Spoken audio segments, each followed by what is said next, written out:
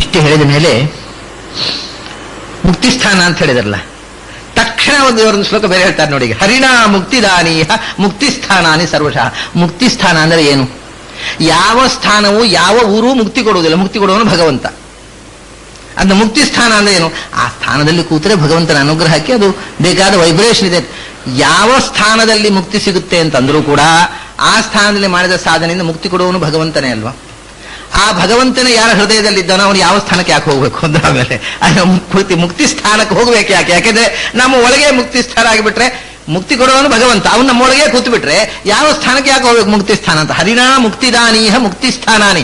ಎಲ್ಲಾ ಮುಕ್ತಿಸ್ಥಾನಗಳು ಮುಕ್ತಿಸ್ಥಾನಗಳಿಂದ ಹರಿಣಾ ಮುಕ್ತಿದಾನಿ, ಭಗವಂತನ ಮೂಲಕ ಮುಕ್ತಿ ಆಗುತ್ತೆ ಅಲ್ಲಿ ಹೋದರೆ ಅಂತ. ಅಂಥ ಭಗವಂತನ ಸಯಸ್ಯ ಸರ್ವಭಾವೇಶು, ಅವನ ಮನಸ್ಸಿನ ಎಲ್ಲ ಭಾವನೆಗಳಲ್ಲಿ ಹರಿಯೇ ತುಂಬಿಬಿಟ್ರೆ ತಸ್ಯ ತೈಹಿ ಕಿಂ ಪ್ರಯೋಜನ, ಯಾವ ಸ್ಥಾನ ಏನಾಗಬೇಕಾಗಿದೆ? ಯಾವನು ಎಲ್ಲಿದ್ದಾನೆ ಅದೇ ಮುಕ್ತಿ ಸ್ಥಾನ. ಹರಿರಿಯಾತಿ ಹರಿರಿಯಾತಿ ದಸ್ಯವ್ಯಾಜೇನ ಯೋವದೇತ್ ಸೋಪಿ ಸದ್ಗತಿ ಮಾಪ್ನೋತಿ ಗತಿಂ ಸುಕೃತಿನೋ ಯಥ. ಮತ್ತೆ ಅಲ್ಲಿಂದ ಆ ಭಾವ ಮನಸ್ಸಿನಲ್ಲಿ ಭಗವಂತನ ಭಾವ ತುಂಬಿಬಿಟ್ರೆ ಆ ಶ್ಲೋಕ ಹೇಳಿದ ಮೇಲೆ ಈ ಶ್ಲೋಕ ಹೇಳ್ತಾರೆ ನೋಡಿ. ಒಬ್ಬ ಕಳ್ಳ ಹೋಗ್ತಾ ಇದ್ದಾನೆ, ಅದು ನೋಡಿದ ಇವ ಕದ್ದುಕೊಂಡು ಹೋಗ್ತಾ ಇದ್ದಾನೆ, ಯಾರ್ದೋ ಸಾಮಾನು ಕಿಸೆಯನ್ನು ಕದ್ದು ಓಡ್ತಾ ಇದ್ದಾನೆ. ಇವನು ನೋಡಿದವ ಹೇಳಿದ ಅವನ ಹೆಸರು ಹರಿ ಅಂತ, ಕದ್ದವನ ಹೆಸರು ಹರಿ ಅಂತ. ನೋಡಿ ಹರಿ ಹೋಗ್ತಾ ಇದ್ದಾನೆ, ಹಿಡೀರಿ ಅವನನ್ನ, ಹಿಡೀರಿ, ಹರಿ ಹೋಗ್ತಾ ಇದ್ದಾನೆ. ಹೇಳಿದ್ದು ಕಳ್ಳನನ್ನ, ಭಗವಂತನನ್ನ ಅಲ್ಲ.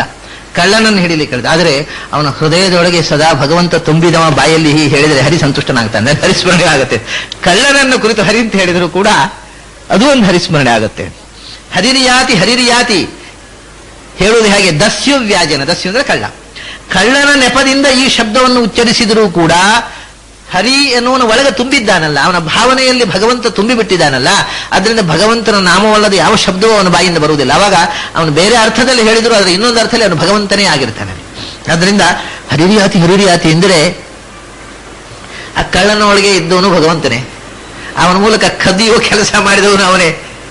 ಅದರಿಂದ ಕಳ್ಳನೊಳಗೆ ಭಗವಂತ ಇರುವುದಲ್ಲೇನು? ಅವನಿಗೆ ಕೆಟ್ಟ ಬುದ್ಧಿ ಕೊಟ್ಟು ಅವನಿಂದ ಕದಿಸುವಂತಹ ಕೆಲಸ, ಅವನು ಕದಿಯುವ ಕೆಲಸ ಮಾಡಿಸಿದವನು ಭಗವಂತನೇ ಅಲ್ಲವೇನು?